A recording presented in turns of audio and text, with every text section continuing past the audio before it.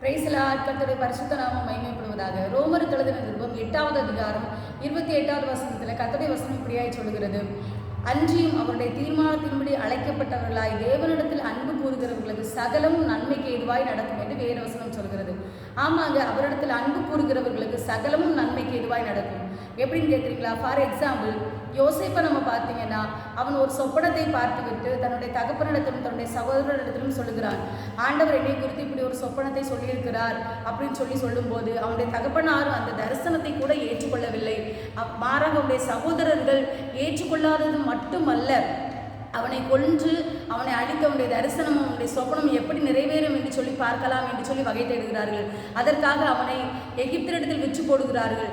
ஆனாலும் கர்த்தருடைய கரம், கர்த்தருடைய தீர்மானம் அவன் மேல் இருந்ததினால அவனை கர்த்தர் அழைத்து அந்த தீர்மானத்தை நிறைவேற்றி எகிப்துக்கு கொண்டு போனாலும் எகிப்தில் அடிமை வேலை செய்கிறான். ஆனால் சிறைச்சாலையிலே இருந்தாலும் அவனுக்கு கர்த்தர் சிறைச்சாலை தலைவனுடைய கண்களிலும் தயவு கிடைக்கப்படுகிறார். அந்த சிறைச்சாலையிலிருந்து ஒரு உயர்வு பார்வோன் மூலமாய் அவனுக்கு கர்த்தர் கட்டளையிடுகிறார். எகிப்து தேசம் முழுவதுக்கும் அதிகாரியாய் மாறுகிறான். இப்பொழுதுதான் அவனுடைய தரிசனமும் சொப்பனமும் நிறைவேறுகிறது மட்டுமல்லாமல் அவனுடைய தாய் தகப்பனும் அவனுடைய சகோதரர்களும் அவனை பணிந்து கொள்ளுகிற அளவுக்கு அவன் எந்த தரிசனத்தை கண்டானோ அதே தரிசனத்தை அந்த எகிப்து தேசத்தில் வைத்து கர்த்தர் அவனுக்கு நிறைவேற்றலாம். இதுலேருந்து என்ன தெரியுங்க? கர்த்தர் எந்த மனிதர்கள் நமக்கு விரோதமாய் தீமை செய்தாலும் அதை கர்த்தர் நன்மையாக முடிய பண்ணுகிறார். அது ஆதியாகமம் 50வது அதிகாரம் 20வது வசனத்தில் அவன் யோசிப்பு தெளிவாய் சொல்லுகிறான். யோசிப்புடைய நிலைமை கடைசி எப்படி மாறிவிட்டது தெரியுமா?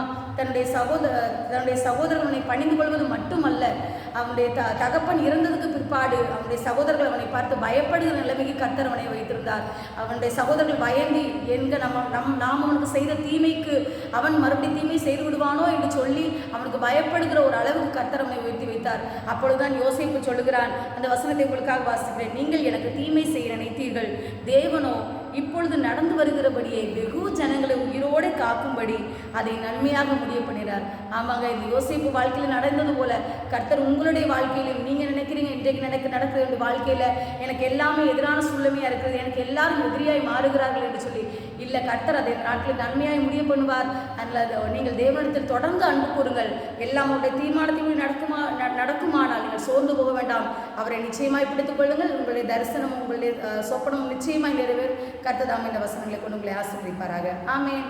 தேங்க்யூ. God bless you.